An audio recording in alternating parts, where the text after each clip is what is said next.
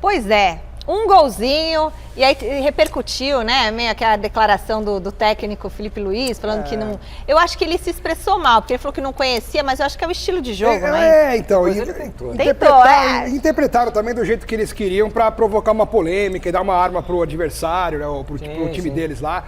Porque não foi a maldade do Felipe Luiz de menosprezar o time. Ele falou que, eu não conheço, mas eu vou estudar, aí eu vou conhecer. No próximo jogo eu também não sei como é que é o meu adversário, vou estudar também. Ele quer dizer isso. O que importa é que ganhou, né, Zé? Com todo respeito, quem que vai conhecer todos os times? Exato, esse grupo do Flamengo é um grupo fraquíssimo. A gente comentava na redação, LDU, Tátira, Córdoba. O Flamengo vai fazer aí 412 pontos nesse grupo, vai se classificar com muita facilidade, que é fraquíssimo, Alex. E ontem ainda quase deixou escapar, como a gente viu aí nos acréscimos, o gol que o cara perdeu ali cara a cara, e o Flamengo não jogou bem. Mas em Libertadores, a gente sabe como é que funciona. Nem sempre você joga bem numa Libertadores, mas o negócio é ganhar o jogo. Foi o que o Flamengo fez, o que o Palmeiras fez. Agora então, torcida palmeirense, foi no sufoco, mas o Verdão finalmente conseguiu acabar com a má fase. Vamos ver como é que foram os 3 gols e também o que o técnico Abel Ferreira...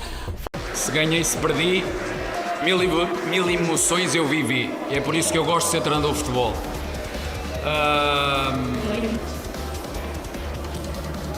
Fez-me lembrar, há 3 ou 4 anos aqui atrás, começámos uma Libertadores exatamente igual. Ganhámos no último minuto, jogo difícil. E é bom que os meus jogadores sintam o que é o ataque à profundidade, que é o que está a faltar à nossa equipa. A nossa equipa queremos todos jogar no pé parece futebol de salão. E é muito difícil quando os adversários te correm para as costas e te metem a tua equipa a jogar para trás. E está-nos a faltar um bocadinho disso também, ser agudos, ser mais verticais, mas a verdade é que temos que matar o jogo. Abel, eu gostei do Abel nessa coletiva. Tava leve. Citou até Roberto Carlos. Emoções, né? Emoções, se chorei ou se... Fez uma paródia com emoções. Fez uma paródia. Se tiver a música, Pacheco, você toca e deixa de fundo tocando, porque essa música é linda. E aí, vocês gostaram do jogo? Não. Gostaram da equipe? Olha lá. Não, mas o que vale é a vitória. Pode deixar, essa música é linda. O que valeu foi o Palmeiras ter conseguido os 3 pontos. Em Libertadores você tem que muito mais ganhar do que dar espetáculo, ainda mais num jogo fora de casa, com um gramado complicado, um adversário que estava se propondo a se defender, a rachar todas as bolas, a dividir tudo. E achou 2 gols, realmente, que os caras que fizeram nunca mais vão chutar uma bola daquelas, né? E os 2 no mesmo jogo, empatando 2 vezes a partida, até o Palmeiras conseguiu o gol da vitória nos acréscimos com o Richard Rios. Só muita coisa para ser corrigida ainda no time do Palmeiras. O Zé dançando. Essa música é demais, sobe, Pacheco? É linda, é linda. Amanhã você pega a sua esposa e você dança com ela essa música, porque essa música fala muita coisa. Fala muita coisa. E você até cortou o cabelo, você, né? Cortei cabelo. Cortou, tá bonito, hein? Gostou? Onde você cortou? Cortei aqui na Lapa. No barbeiro lá? No barbeiro. Muito bem, muito bem. Fala, nosso Zé. amigo Juliano, ó. Isso, pode mandar um beijo, isso mesmo. Fala, Zé, o que você achou? Ô, Michele, você tem um motivo especial pra dançar com a Gina esse final de semana. É aniversário da minha esposa, né? Mais um aniversário aí, mais um aniversário juntos, hein, amor? Que beleza. Mas isso é pra amanhã. Quero só saber depois que você vai dar de presente pra ela. Tá bom, depois eu te conto. Libertadores se ganha nos detalhes, né, Michele? Gostou dessa? E foi uma vitória importante do Palmeiras. Palmeiras ainda tentando se encontrar de novo, né, com o Abel Ferreira. Ele mesmo, a coletiva foi excelente do Abel. Leve, brincando, dando respostas que a gente vai curtir aqui depois também. Foi muito boa essa coletiva do Abel. E ele sabe que o Palmeiras precisa melhorar. Todo mundo sabe que o Palmeiras precisa melhorar. Mas era um jogo para o Palmeiras sair com a vitória, para dar uma arrancada. O Cerro já tinha vencido. É bem verdade que o Palmeiras ainda está um pouco desorganizado, dependendo muito de bola aérea. O Abel sabe que precisa corrigir isso e sabe que quando ele conseguir corrigir isso, o Palmeiras é muito forte, tem valores individuais muito bons, bons jogadores e, claro, entra na Libertadores para brigar pelo título. É um time muito bom. Um time talhado para Quem não está entendendo por que tá tocando o Roberto Carlos é porque o Abel Ferreira falou, não sei se dá para colocar o trechinho que ele fala, ele faz uma paródia com essa música do Roberto Carlos. Então, presumimos que ele é fã do rei, entendeu? Quem não é? Pelo menos dessa música, né? Pelo menos ele conhece essa música. Quem não? Agora deixa eu falar uma coisa. Eu acho que nesse time do Palmeiras, que foi a campo ontem, só tinham 2 jogadores que disputaram Perfeito. foram campeões, não foi? O Everton e o Gomes. E o Mike também. O Mike entrou, né? Assim, do time que entrou pra jogar. O Mike jogou. Depois ele jogou. É um time todo diferente, né? Esse time do Abel. No final contra o Flamengo, o Mike que fez a jogada pro Rafael Veiga fazer o primeiro gol contra o Flamengo. O Gomes lançou o Mike cruzou e o Veiga fez. Então os três estavam Tá bom, na 3, que Libertadores. entrou depois do Mike. Tem o trecho do Abel, diretor? Vamos para outro trecho do Abel. Aquele você já viu. Quem perdeu, perdeu, porque a gente tem muita coisa pra falar do Abel hoje. Tem 4 declarações do Abel. Para falar mais um pouco do jogo de ontem, vamos ver o que o técnico falou, o que ele explicou sobre a opção com 3 zagueiros. Se liga aí. E a minha ideia de meter o Fux nesta construção a 3 era por 2 motivos. A primeira porque ele nos dá essa construção, que também nos tem faltado um pouquinho, porque quando estás a fazer ataque organizado, a primeira fase de construção precisas muito que os teus jogadores provoquem o adversário que não sai de trás para meter as bolas ou por dentro ou por fora, e tem-nos faltado isso, circular bem a bola direita e esquerda, com boa largura e amplitude no jogo para abrir o adversário, e nós estamos muito precipitados. Então a nossa ideia foi essa, fazer uma estrutura dos 3 de trás mais o Emiliano na frente, que não jogou no último jogo, jogámos com 2 8. Portanto, o que eu fiz foi equilibrar um bocadinho a equipa para aquilo que eram as transições do nosso adversário, que vivia muito disso, transições, jogo direto, segundas bolas, e fazem-no muito bem. Portanto, não há só uma maneira de atacar, mas eles são muito boas nestas. Portanto, essa foi a minha decisão ao jogar com estes 3 jogadores por trás. O Fux, que me dá boa saída de bola, o Gomes, que está regressado de lesão, e o Micael, que jogou no lado esquerdo com a projeção do Piqueires para me dar esta sustentabilidade, para bloquear a transição do adversário, que nem sempre conseguimos, mas essa foi a minha ideia. Muito legal, vocês concordam? O Abel está tentando achar alternativas para poder fazer o jogo do Palmeiras fluir mais, né? E ao mesmo tempo não perder a consistência na defesa. Me chamou a atenção quando eu vi a escalação que o Murilo vinha sendo titular em todos os jogos do Palmeiras. De repente, ele bota 3 zagueiros no time e deixa o Murilo no banco. Quer dizer, de titular ele passou a ser o 4º zagueiro, a 4ª opção para a zaga, né? Não que o Murilo estivesse jogando muito, né? Achei que o Murilo não está também nos seus melhores momentos.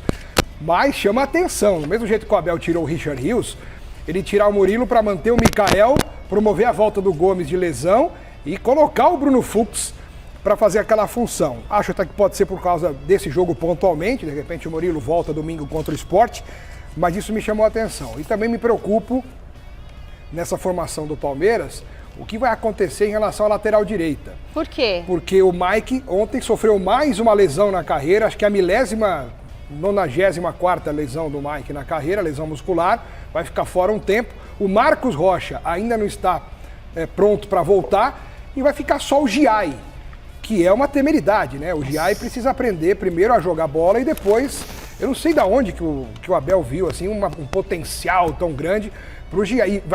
E você ter um jogador desse nível no elenco, esse é o risco, que uma hora ele tem que jogar.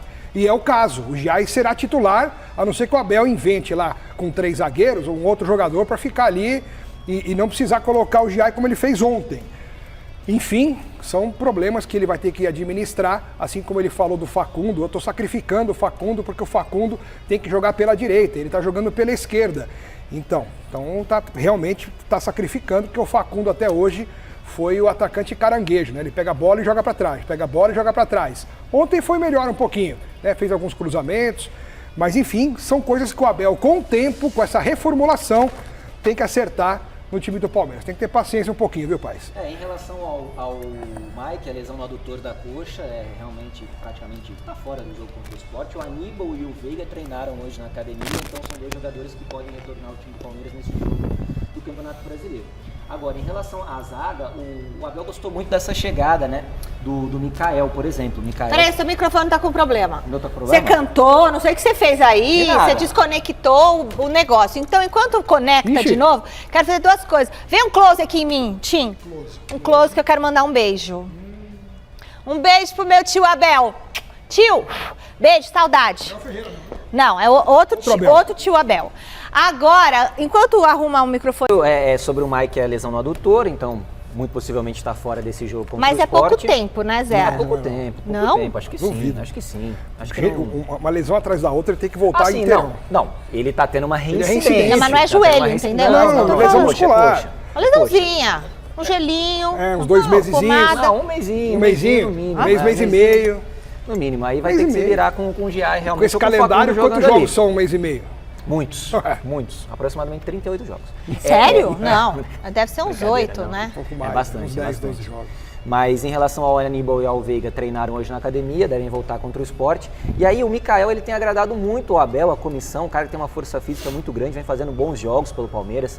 É verdade, uma falha ali, outra aqui, mas assim, se você pegar no geral, é um cara que está jogando muito bem com a camisa do Palmeiras, chegou, vestiu bem, está se adaptando e o Abel está tentando essa construção agora, vindo mais dos zagueiros, né? Alguma coisa diferente, porque realmente viver de chuveirinho, viver de bola aérea, não dá, principalmente você tendo o Vitor Roque, que não é esse tipo de jogador, não é um cara que tem a bola aérea como forte dele. Muita gente também criticando o Vitor Roque. Poxa, o cara acabou de chegar, tem poucos jogos no Palmeiras, é um baita jogador, um baita reforço, que aos pouquinhos vai conseguir se soltar, vai se encaixar. Sabe quando um que o Vitor grande Roque jogador. vai encaixar mais no seu futebol? Quando o Paulinho puder jogar. Pode ser, pode Quando ser. o Paulinho entrar, Você acha que vai os ter um dois casamento vai muito dar legal. liga? O Paulinho é um baita jogador, esse ataque do Palmeiras com o Paulinho, Vitor O Roque, Paulinho já não tá na Estevam, hora de voltar? Tá na Tá hora quase. já passou da hora, na verdade. uma né? Já semana. falou, abriu, ó. Já Uns 10 dias que ele dia é joga. Acho que hoje? mais Que uma dia é hoje? semana, 4, é. 5? Umas 2 Uns semanas. 10, 15 né? dias acho que 4 ele de entra. abril já, gente. 4 de abril já. A previsão era abril, né? Era uma lesão Então, chata, que dia né? de abril? Cirurgia. 27 ou dia 4? Se abril, é abril, tanto faz. Ah, não, abril, começo de abril é uma coisa. Olha, só fim uma de coisa, abril é vocês maio. ficam pegando o pé no do Everton aí, vamos dar um tempo, né? É. Pô, que culpa que o Everton teve nesses 2 gols aí? Não, Nenhum não. goleiro do mundo pegaria essas 2 bolas. Vocês Muito se estão criticou brincando. em relação ao primeiro gol. Ah, de jeito nenhum. não foi sem falha. chance. Bom, eu quero dizer que eu não cravei o placar, mas eu apostei que o Palmeiras ia ganhar. Eu também. Ah, eu também, né? Todo Thiago mundo. Salazar tá chegando agora para nossa roda de conversa com as informações sobre o Santos. Boa noite, Salazar. Quer dizer que o técnico Pedro Caixinha tá pressionado pro jogo do final de semana? Bastante, viu, Michele? Boa noite para você, para todo mundo que está acompanhando o Gazeta Esportiva. Michele, o Santos pega o Bahia domingo na Vila Belmiro, às 8h30 da noite. Ainda é a segunda rodada do Campeonato Brasileiro, mas a verdade é essa mesmo. Pedro Caixinha bastante pressionado. E baseado no que a gente está falando isso? Só porque perdeu o jogo contra o Vasco? Não, isso é uma informação de bastidor, de apuração. A informação que a gente pôde colher lá da Vila Belmiro é de que tem gente na diretoria do Santos que está muito incomodada com a maneira como o Santos está se comportando, principalmente com a dificuldade do Caixinha em ajustar o setor defensivo e com os resultados, claro. O Santos, depois que o Caixinha assumiu o comando técnico, conseguiu 6 vitórias, 6 derrotas e 3 empates. São 24 gols marcados, 18 gols sofridos e muita gente já incomodada com o Santos, principalmente com o Santos sem o Neymar, que o Caixinha não está conseguindo encaixar ali. Claro que é muito difícil encontrar um substituto para o Neymar, mas é mais a questão do jogo, da vulnerabilidade defensiva e tudo mais. Com tudo isso, informações que chegaram ao Marcelo Teixeira, a informação que eu tenho é que essas pessoas manifestaram ao Marcelo Teixeira essa insatisfação e o Marcelo Teixeira também não está muito feliz com o trabalho. Haja vista a entrevista que ele deu lá no Rio de Janeiro depois da derrota para o Vasco, né? Que eu, assim como o grande José Paes que está aí é vascaíno, acho que o Teixeira exagerou um pouquinho. Parecia que estava falando de qualquer adversário ali, era o Vasco em São Januário, mas mesmo assim foi ali um desabafo do Marcelo Teixeira.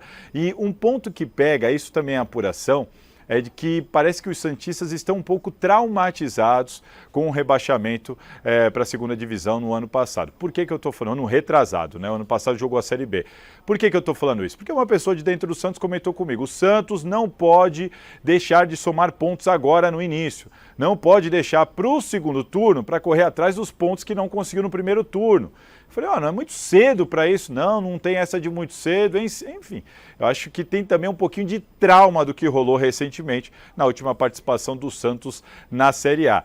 Essa é a situação, é assim que o Pedro Caixinha vai para esse jogo, vai comandar o Santos contra o Bahia. Ele não deve ser demitido independentemente do resultado na Vila Belmiro, a não ser que seja algo catastrófico, mas se ele não vencer, se o Santos não vencer o Bahia, para o jogo seguinte contra o Fluminense fora de casa, aí sim talvez seja uma final de Copa do Mundo para o Pedro Caixinha, técnico português que chegou há tão pouco tempo. E lá contra o Fluminense, ele vai poder contar com o Neymar, isso é fato, mas contra o Bahia, Provavelmente não, eu tenho receio de cravar, mas é isso. A tendência é que o Neymar realmente não jogue mais uma vez contra o Bahia. Hoje teve treino, hoje o Neymar foi para o campo, teve um pedacinho de treino aberto para a imprensa e nesse pedacinho ele não apareceu. Ele não foi exposto aos jornalistas, mas vocês conhecem ali o CT Rei Pelé, tem prédio, tem um morro ao lado, o pessoal fez imagem lá de cima e deu para a gente ver o Neymar ali trabalhando com bola, fazendo um trabalho, mas ainda à parte, não junto com o elenco santista. Por isso que a gente fala aqui que ele não deve jogar contra o Bahia. Está se preparando, fez uma postagem dizendo que está carregando, mas deve ficar lá para o jogo contra o Fluminense, que olha, pode ser o dia D para o Pedro Caixinha, dependendo do que acontecer nesse domingo, Michele. Muito bom, Thiago Salazar. E vocês acham justo isso em relação ao Pedro Caixinha, que ele pode estar... Porque, veja, o time... É um time que estava na Série B, que foi todo reconstruído, todo mundo chegou esse ano. Sim. É difícil você cobrar um entrosamento. A gente aqui tem uma equipe que levou mais ou menos uns 5 anos para ficar voando, sabe? Por exemplo, sim, levou uns 5 anos para a gente dar uma ajeitada na nossa equipe, que tinha muita coisa que estava desestruturada. Aí agora nós estamos voando. Vou fazer um ano em junho. Então, você vê? Que delícia, como passa rápido. Né? Cerejinha no bolo, sem caroço. Sem caroço. Que você... Vai, fala, Zé. Eu acho que assim, essa declaração do presidente Marcelo Teixeira, a gente respeita bastante, mas eu não concordo, eu não vejo o Santos assim com esse elenco todo tão forte, tão bom, tão superior ao do Vasco, por exemplo, os titulares ali.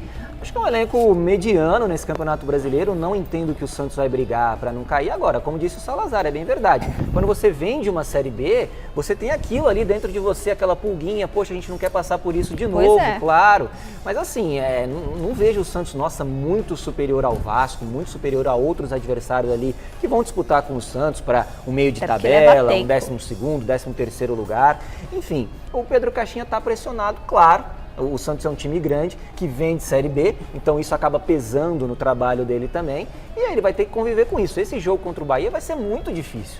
O Bahia tem um bom time, tá na Libertadores, um trabalho consolidado do Rogério Ceni. Se tomar goleada, cai o Caixinha. Cai, mas aí é qualquer treinador, Michele. Explode um dia lá no São Paulo, se tomar uma goleada, cai também. Então, assim, é um jogo difícil esse contra o Bahia. Depois o Fluminense, com o Renato Gaúcho, que foi contratado, apresentado hoje, querendo mostrar serviço. Então, assim, uma tabela complicada, adversários complicados. Vai ter que lidar com isso, Alex. E no Campeonato Paulista, quando o Neymar ainda não tinha chegado, o Santos estava tentando lutar para não cair no Paulistão. Estava muito mal, o time muito ruim. Aí o Neymar chegou, deu um ânimo geral para todo mundo, o time melhorou e acabou se classificando, depois caiu fora. Mas o Santos realmente é um time para meio de tabela e depende do Neymar. Se ele conseguir jogar bastante, o Santos pode ser do meio da tabela um pouquinho para cima. Se o Neymar ficar mais tempo fora do que dentro, é do meio da tabela para baixo. E agora, sabe quem tá chamando? Ele, Alexander Sylvester Stallone. Ele tá na sede do Corinthians, porque amanhã tem timão em campo, né, Silver? Como é que tá por aí? Quem deve ser escalado contra o Vasco? Tudo bem aí, Michele? Estou acompanhando o programa, conversando com os sócios aqui do Corinthians. Estamos debaixo da marquise, porque chegou a frente fria, está chovendo para os lados do Tatuapé.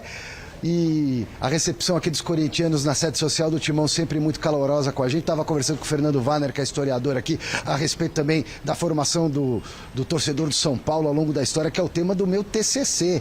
A transformação socioeconômica, política, etc. e tal, da torcida do São Paulo desde os anos 30 até agora. Mas o tema de agora é Corinthians, que joga contra o Vasco da Gama amanhã. Curiosidade que o Vasco tem um técnico que já foi campeão pelo Corinthians, que é o Fábio Carille. Reencontro de Carille com o Ramon Dias, que foi técnico do Vasco em 2023 e que vai mexer no time, ao que tudo indica, para o jogo de amanhã contra o Vascão na Neoquímica Arena, 18h30. Estaremos nessa. De novo, mais de 40 mil pessoas na Neoquímica Arena, indo já para o 31º jogo consecutivo dentro da Casa do Timão, com públicos superiores a 40 mil pessoas, mais um recorde da incrível fiel torcida. E novidades porque o Corinthians continua sem o Hugo Souza, goleiro, machucado, tentando acelerar o processo de recuperação de uma lesão muscular no departamento médico, mas ainda não dá para ele. O Garro está em Madrid, retornando nesse final de semana. Rodrigo Garro curando, tentando curar a tendinite patelar com um especialista espanhol, que inclusive ajudou na recuperação do Memphis Depay num passado não tão distante assim, quando o Memphis jogava na Europa e teve um problema similar ao do Rodrigo Garro. Esses dois estão fora. O Angileri deve ser a novidade na lateral esquerda, recuperado de dores musculares, e o Coronado pode pintar na criação no meio campo para fazer a função do Rodrigo Garro. Talvez não com a mesma capacidade técnica, mas pelo menos para o Ramon Dias poder manter o esquema 4-4-2 com o Losango no meio campo. É o esquema que melhor funciona nesse Corinthians da família Dias. Então eu preparei junto com a produção um campinho aí para especular essa escalação. Um possível / provável Corinthians para encarar o Vasco amanhã pelo Campeonato Brasileiro, depois de perder em casa na Sul-Americana para o Huracan, com Donelli no gol, Mateuzinho na lateral direita. A dupla de zaga, vou cravar aqui os titulares Gustavo Henrique e Félix Torres, mas o André Ramalho está correndo por fora, podendo abocanhar uma vaguinha no meio de zaga. Angileri de volta à lateral esquerda, se não der para ele deve jogar o Bidu. Meio campo com Ranielli, Carrilho, Martínez e o Coronado na ponta de cima do Losango do meio campo. Na frente, Memphis Depay e Yuri Alberto. E daqui a pouquinho eu volto direto ao vivo aqui no Parque São Jorge com mais informações do todo-poderoso Timão, Michele. Obrigada, Ale. Alex. Ele é um tipo de Alex. Tá cheio de Alex e Millers aqui no programa. Fala, Alex. O Corinthians tem alguns problemas aí, conforme informou o Alexandre Silvestre. Quero ver o Coronado. Então, acho que o Coronado tem que jogar, embora o Ramon Dias tenha dito, na minha opinião, uma bobagem muito grande na última coletiva, dizendo que o Coronado seria o substituto do Memphis e não do Garro. Mas aí, pelo que o Silvestre falou, ele vai entrar para fazer a função do Garro. Então, o Ramon Dias mudou de ideia em 3 dias. Mas, de qualquer maneira, tem que colocar o Coronado, que tecnicamente é muito bom, recuperou-se de uma lesão e é um cara importante na ausência do Garro. Quando o Garro não pôde jogar no ano passado, em outros jogos, até no começo desse ano, o Coronado estava dando conta do recado. Estava jogando bem, era o melhor em campo em muitas oportunidades. Então não tem por que deixar um cara com essa qualidade, estando à disposição, fora do jogo. O Angileri voltando na esquerda é uma ótima para o Corinthians, e o Vasco é o maior freguês da história do Corinthians. Acho que não ganha aqui há 400 mil anos. Então o Corinthians é muito o Zé favorito. Vai chorar. Não, mas é verdade. Não, mas essa é verdade, eu até comentar isso, exatamente. Coitado, isso. Zé. O Vasco é muito freguês do Corinthians e acredito que o Corinthians vai vencer o Vasco uns 2-0, 3-1 aqui na Neoquímica Arena. Acho que o diretor nem fez palpitão. Não, hoje não tem, mas eu acho que vai ser por aí, viu? Palpite informal. Palpite informal.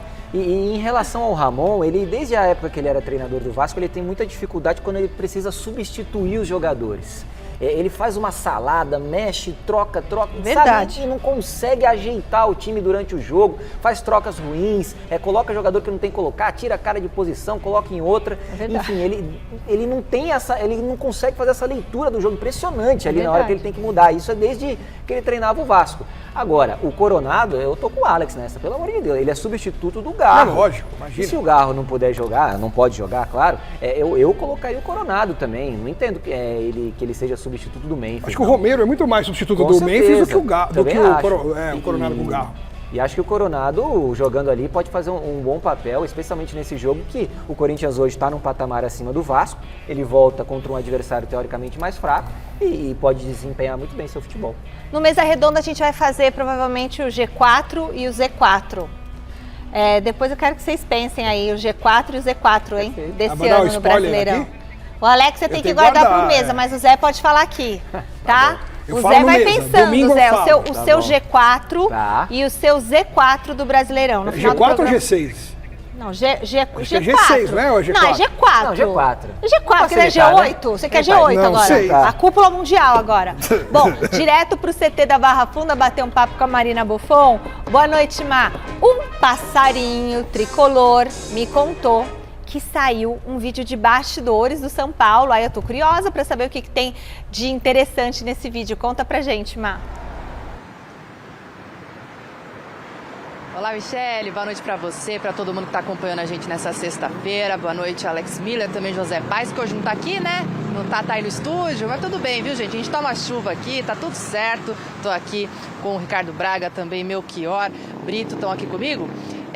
Pois é, saiu o vídeo de bastidores, a gente sabe que o torcedor gosta bastante, porque ali nos bastidores é que a gente fica sabendo como é que foi uma preleção, como é que foi a reação dos jogadores após a partida. E esse jogo, essa vitória contra o Tajeres ainda está ressoando aqui no CT da Barra Funda, viu, Mi? Porque foi uma vitória muito importante, não só para iniciar muito bem essa fase de grupos da Libertadores, contradizendo não, fazendo diferente do que foi o ano passado, quando o Tricolor estreou contra o Tajeres fora de casa, mas perdeu, como também para dar um respiro aí para o trabalho do Subeldia, também de repente no Campeonato Brasileiro tomar um ar, um fôlego maior aí, vai ter jogo no final de semana.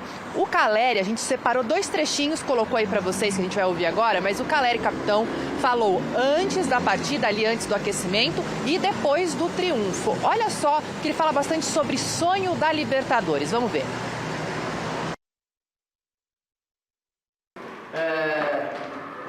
A Libertadores comienza hoy, mas no termina hoy. Entonces, vamos a jugar como se juega a Libertadores, con cabeza, con inteligencia y vamos a dar los 3 puntos para casa que va a ser muy importante. Vamos. Parabéns ao grupo por essa grande vitória. Os jogos de Libertadores são assim, na briga, truncado, e num gol, cruzamento do Sergi, como a gente havia combinado. O Ali fez o gol para levar os 3 pontos a casa, mas a gente tem que entender que os jogos de Libertadores vão ser assim, que os jogos são bem diferentes ao que a gente está acostumado e que a gente tem que seguir por esse caminho, né? Vamos agora descansar, vamos voltar para casa, que domingo tem mais uma batalha. Parabéns, Ali. Tudo bom. Tá certo. Bom, daqui a pouquinho vocês comentam aí esse vídeo de bastidores do Sara ali do Bastidores do São Paulo. Gosto quando tem um pouco mais de gritaria. Eu também achei assim que foi uma coisa muito branda, não foi aquela coisa para inflamar os jogadores, foi mais para fazer um bate-papo ali. É claro que essas coisas só são divulgadas quando o time ganha, né? Quando perde não tem nem sentido. Mas o Caleri mostrou ali que tem uma liderança, né, em cima do grupo. O que ele falou, ele tem razão. Libertadores é realmente diferente do que se joga aqui. A arbitragem, as divididas, o clima é outro da Libertadores, né? E o São Paulo sabe jogar esse tipo de competição. Claro que isso só não é suficiente, mas valeu. Acho que o que o Caleri falou tá certo e o São Paulo começou bem ganhando fora de casa. É o que vale. A Libertadores tem que ganhar o jogo, independentemente de como, se é com bicão, com chutão. Se a bola entrar mais do lado do seu ataque do que a sua defesa, é o que vale. O Caleri, ele é um argentino que não tem muito aquela pegada do argentino. Meio Flaco assim. Lopes, né? Ele é mais tímido, né? Ele é mais quietão, assim, e tá precisando dar uma resposta também, o Caleri, né? Precisando voltar, marcar mais gols, ser mais decisivo. Esse tipo de vídeo aí de bastidores é exatamente isso. Quando ganha, eles divulgam, tal, aquela coisa toda. Quando perde, joga fora o vídeo, né? Mas o Caleri, eu tava até percebendo esses dias, poxa, ele não é aquele cara argentino, vai lá, catimba, aquela coisa, ele já é mais brasileiro. Até fala bem português. Excelentemente, fala muito bem o português. Igual o Lugano. Igual o Lugano não, o Lugano fala mal pra caramba. Mas eu acho que o Caleri vai... ficou 500 anos aqui. Mas ele esqueceu, né? Ele ficou aqui, ele falava ok, aí ele foi embora. O Lugano não fala uma letra em português. Mas eu ainda acredito no Caleri, viu? Acho que ele ainda vai dar a volta por cima. Eu gostei do fair play dele contra o Sport, né? Que aquele pênalti não existiu, aí ele pegou a bola e chutou fora do estádio. Eu achei o fair play dele legal também. E o Renato Gaúcho, hein? Técnico Renato Gaúcho foi apresentado hoje como novo técnico do Fluminense. Nesse retorno dele ao clube, o treinador comentou sobre o nome dele ter sido citado pelo Ronaldo Fenômeno como uma boa opção para a seleção brasileira. Fiquei feliz, né? Principalmente se tratando do Ronaldo, um jogador conhecido no mundo todo, campeão do mundo. Que eu tenho uma admiração muito grande por ele, ter citado o meu nome. Eu procuro, por onde eu passo, procuro fazer da melhor maneira possível o meu trabalho para conquistar títulos e ser lembrado para a seleção brasileira. É um sonho que eu tenho? É um sonho que eu tenho. Eu sempre falo que eu acho que o treinador, qualquer treinador, ele tem que ter esse sonho de chegar na seleção brasileira, que é o máximo para ele. O treinador que não pensa em chegar na seleção brasileira, pelo menos na minha opinião, é porque ele não se garante. Mas jamais vou ficar parado esperando um convite da seleção, entendeu? Então, se alguém pensou que eu estava esperando a seleção brasileira, não. Eu estava descansando e no momento que eu achei que eu estava aberto ao diálogo para voltar a trabalhar, eu fui procurado pelo Mário. aceitei de imediato. E como eu falei, seleção brasileira é um sonho, mas se tiver que acontecer vai ser uma coisa normal. Eu não forço nenhuma barra. Já deixou a letra, Renato Gaúcho, já deu o recado, já falou, ó, é um sonho, isso aí, se chamar, ele vai. E acho que ele faria um bom trabalho, não faria? Vocês acham? Tem dúvidas? Eu entendi que é para eu seguir. A gente vai falar depois do Abel Ferreira também sobre esse assunto, mas eu queria só falar isso aqui. Como o nosso xerifão Osmar Garrafa já trouxe desde a semana passada, o plano A da seleção brasileira é o Jorge Jesus. Mas o palmeirense Abel Ferreira aparece também como uma opção, caso a CBF não consiga o Jorge Jesus, o ex-flamenguista. Ontem o treinador palmeirense respondeu sobre essa hipótese. Aí vamos ver e a gente comenta tudo. Olha, em relação à segunda pergunta, eu não falo de SES e a nossa Presidente já foi muito clara em relação a isso. A Leila já foi muito clara em relação a esse tema. Então ele quer dizer o seguinte, a Leila foi clara porque ela disse que se a seleção brasileira convidasse o Abel, ela iria liberar o Abel. Acho que é isso que ele quer dizer. Ela deu uma declaração sexta-feira dizendo que não foi procurada pelo Edinaldo, pela CBF, para tratar de Abel, de nada. Então não tem nada, ela não dá para falar nada. Mas ela já tinha falado que se fosse seleção, ela liberaria também. É muito difícil, Michele, o profissional, mesmo o Abel, que é um crítico da CBF, calendário, aquela coisa toda, o cara receber um convite da seleção brasileira e não aceitar. É bem complicado. Eu só lembro aqui do Muricy Ramalho, de cabeça aqui assim. Então, eu entendo que dos nomes que estão colocados à mesa aí, Jesus, Mourinho, Abel, Ancelotti, eu, José Paes, contrataria Abel Ferreira para a seleção brasileira. E Renato Gaúcho? Não gosto do Renato. Acho que é o melhor treinador brasileiro que a gente tem no momento. Isso diz muito sobre o nosso momento, na minha modesta opinião. Ele é boleiro, Zé. Mas eu não gosto. Eu iria de Abel Ferreira, um cara que tem um trabalho super consolidado no Palmeiras, 5 anos à frente do Palmeiras, 2 Libertadores, tem Brasileirão, Copa do Brasil, Estadual, Recopa, tudo. Ganhou praticamente tudo. Só faltou ganhar o Mundial de Clubes à frente do Palmeiras. Um cara que conhece os jogadores que jogam aqui, os jogadores do Flamengo, os jogadores do Corinthians, do São Paulo, dos principais times, conhece a Europa, conhece os jogadores brasileiros que estão por lá. Então, assim, entendo que é o cara mais completo nesse momento. Mais do que o Jorge Jesus? Mais do que o Jorge Jesus, que fez um trabalho aqui muito bom à frente do Flamengo, mas curto. Só, também. Curto. Foi um trabalho curto que deu resultado naquele momento e entendo que hoje o Abel está muito mais inserido aqui na nossa realidade do que o Jorge Jesus. Ancelotti, Mourinho, caras que ganharam tudo, tem um currículo enorme, mas assim, também muita história no futebol. É. Mas são caras que precisariam de um tempo para se adaptar aqui, para conhecer quem que joga no Flamengo, quem que joga no Atlético Mineiro, sabe? Essa coisa. Se você for contratar por currículo, é óbvio que o José Mourinho e o Ancelotti estão na frente. Eu até gostaria de ver, por exemplo, o Mourinho. Eu queria ver o Guardiola. Que é um cara que tem, sabe, não tem papas na língua, fala o que pensa, é aquele cara que daria um chacoalhão mesmo na seleção.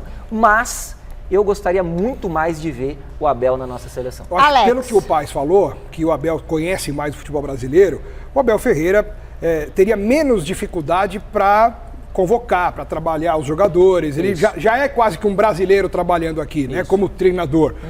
Mas eu acho que, ao contrário do que vocês falaram, eu acho que o Abel não iria para a seleção brasileira. Você acha? Eu acho que ele não iria. Eu não acho. Por quê? Porque eu acho que ele ficaria no Palmeiras. Sério? Eu acho. Mesmo a Leila liberando? Mesmo. Eu acho que ele cumpriria o contrato, ele acredita no trabalho, no projeto. Eu duvido que ele iria para a seleção brasileira. E nesse panorama, eu acho que o mais provável mesmo é o Jorge Jesus dirigir a seleção. Acho que nós teremos o segundo técnico estrangeiro na história a dirigir a seleção brasileira, porque o primeiro foi um argentino, né? O Nelson Ernesto Filpo Nunes, que dirigiu uma vez em 1960. Alex, mas a sua prateleira, o Zé seria Abel, Jesus e quem? Não, eu colocaria o Mourinho por um gosto pessoal, depois Ancelotti, Jesus aí. E você? Eu colocaria como competência e como possibilidade e condição, colocaria o Abel Ferreira em primeiro, mas eu tenho quase que certeza de que o Jorge Jesus vai ser o técnico. E Renato Gaúcho? Não colocaria? Nenhum dos dois gostaria? Não. Eu gostaria. Ele é boleiro, eu acho que ele ia fazer esse pessoal que só joga nos times da Europa jogarem na seleção. Eu acho, se não der certo, manda embora. Não deu certo o Diniz lá, manda embora. Não deu certo o Dorival, manda embora. Se ele não der certo também, manda embora. Agora, o Corinthians... Ai, Corinthians, né? O Corinthians não tem um momento de paz nessa temporada.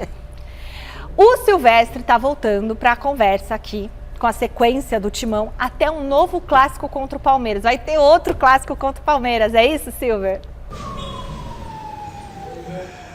Exatamente, reencontro de finalistas do Campeonato Paulista 2025.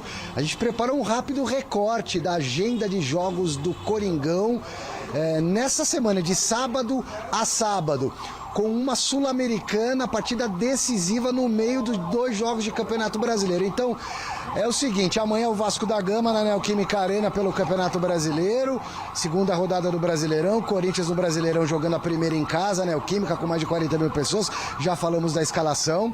Aí na terça da semana que vem, o Corinthians vai até a Colômbia encarar o América de Cali, jogo mega importante, porque o Corinthians não pode perder de jeito algum, porque o América ganhou na estreia fora, no Uruguai. Se ganha do Corinthians, abre uma diferença grande, já num tiro curto de fase de grupos da Sul-Americana. Lembrando que só o campeão do grupo vai direto para a fase de oitavas de final da Sula, então o Corinthians tem no mínimo que arrancar um empate fora. Na terça-feira que vem, casa cheia, torcida fanática, América de Cali não é um time bobo.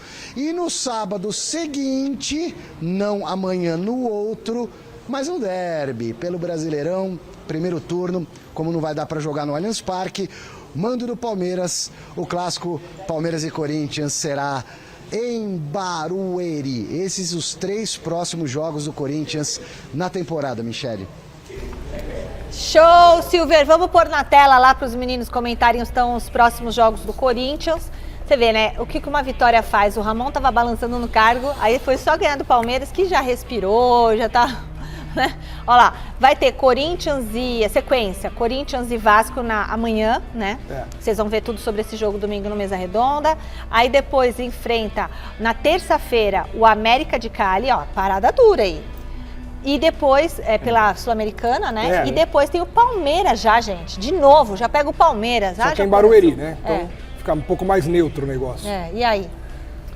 Um caminho aí que o Corinthians tem. Eu acho que o jogo de amanhã não é tão difícil.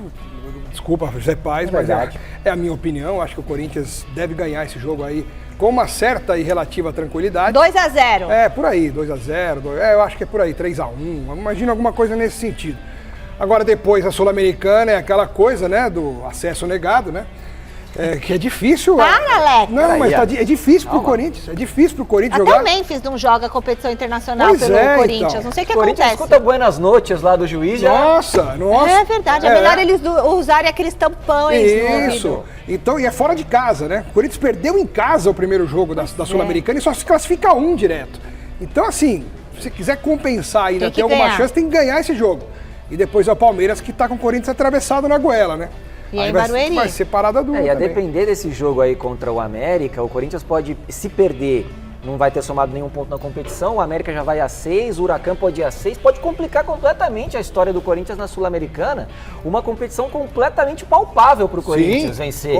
Vencer e conseguir já uma vaga na Libertadores do ano que vem. Eu diria que é uma das principais, se não a principal competição para o Corinthians agora. Você não pode, lógico, largar o brasileiro, porque depois time grande quando tá lá embaixo vai ter é Copa mais do complicado. Brasil também. Não, tem a Copa do Brasil, mas a mais palpável de vencer, eu acho que é a Sul-Americana. Os adversários da Copa do Brasil são muito mais difíceis do que da Sul-Americana. Porque você tem os adversários da Libertadores, outros adversários fortes, como por exemplo o Atlético Mineiro, que é um adversário muito bom, muito forte, que não está, por exemplo, disputando com o Corinthians, vai estar disputando a Copa do Brasil com o Corinthians. Então, assim, é a Sul-Americana. É fazer um bom papel no Brasileiro e tentar um título na Sul-Americana. E esse jogo aí pode complicar completamente o caminho do Corinthians nesse sonho de ser campeão da Sul-Americana. Essa partida com o Vasco, eu entendo que é uma partida de retomada de confiança por pegar um adversário fraco e depois, dependendo de como vai chegar nesse jogo do Palmeiras, pode chegar sonhando sim com um bom resultado diante do Palmeiras. Só que é aquilo, passa por esse jogo contra o América, que é de suma importância agora nessa caminhada aí.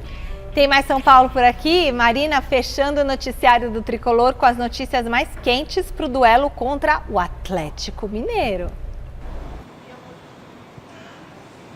É isso, Michele. Jogo difícil no próximo domingo, às 16h, lá no Mineirão, pela segunda rodada do Campeonato Brasileiro. São Paulo tentando dar essa resposta para o torcedor. Afinal, empatou sem gols com o Sport na primeira rodada no estádio do Morumbis, com esse pênalti que o Caleri acabou perdendo aí, que vocês estavam comentando.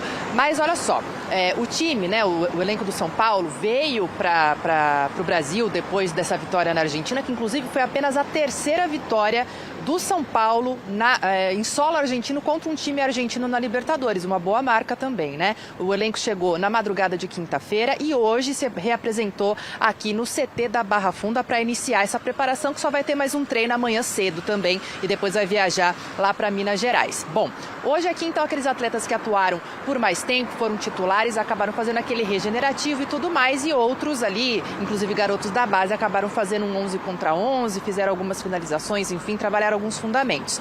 Notícias aí não tão boas pro torcedor. Primeiro, o Lucas segue de fora, ele tá ainda tratando aquelas dores no joelho, ainda sofridas na semifinal contra o Palmeiras, não se sabe quando ele estará de volta, a expectativa é que ele esteja de volta na quinta-feira contra o Alianza Lima pela segunda rodada da Libertadores, e a má notícia também fica por conta do Oscar. Vocês lembram que ontem a gente trouxe aqui a informação que ele não jogou 100% lá na Argentina, sentiu dores, acabou sendo substituído ali no segundo tempo. Pois bem, hoje ele fez alguns exames e de fato foi constatada a lesão no mesmo lugar, na coxa esquerda. Então, Oscar deve né, ficar fora aí no domingo para ser preservado para jogar na quinta-feira também. Ele que fez toda a diferença ali no meio-campo do São Paulo nesse jogo contra o Tajeres. Então, gente, ó, no domingo esse jogo contra o Galo, importantíssimo. São Paulo precisa de um bom resultado para, enfim, continuar nesse bom momento, vamos dizer assim, depois dessa vitória na Libertadores. Não terá nem Lucas, nem Oscar, os dois aí maiores nomes do tricolor nesse momento estarão de fora por conta dessas questões físicas, tá certo? No Mesa Redonda, com certeza vocês vão conferir tudo que vai rolar nesse jogo. Bom final de semana para vocês. Beijo, Má, obrigada. E é o seguinte, domingo, no Mesa Redonda, Rogério, que jogou muito pelo Corinthians. E pelo Palmeiras também. Jogou pelo... Muito. Campeão da também Libertadores. No Palmeiras? Opa, campeão da Libertadores. Mas foi primeiro no Palmeiras, né? Depois no Corinthians, Isso. Ele vai estar aqui com a gente no Mesa Redonda esse domingo. Alex Miller, Paulo Sérgio, que voltou da Índia. Já voltou? Chico Lang voltou. Osmar Garrafa, nosso xerifão. Eu. G4 e Z4 de todo mundo, o diretor pediu. Menos vai, meu. Zé. Eu acho que vai ser Flamengo no G4, né? Flamengo, Botafogo. Oi? Palmeiras e Inter, o G4. Nossa! E lá no Z4 eu vou colocar Sport, Ceará, Mirassol e Vitória. Olha, o Zé, o seu é só no mesmo, mas só no Mesa Redonda. Só no Mesa a gente vai falar. E você sabe que eu também tinha pensado no Inter, mas aí depois eu tirei? Turma, muito obrigada pela companhia de vocês. Valeu, Zé. Bom passeio amanhã com a esposa, completando aniversário. Até domingo. Até domingo, Alex. Fique agora com o Jornal da Gazeta. Tchau.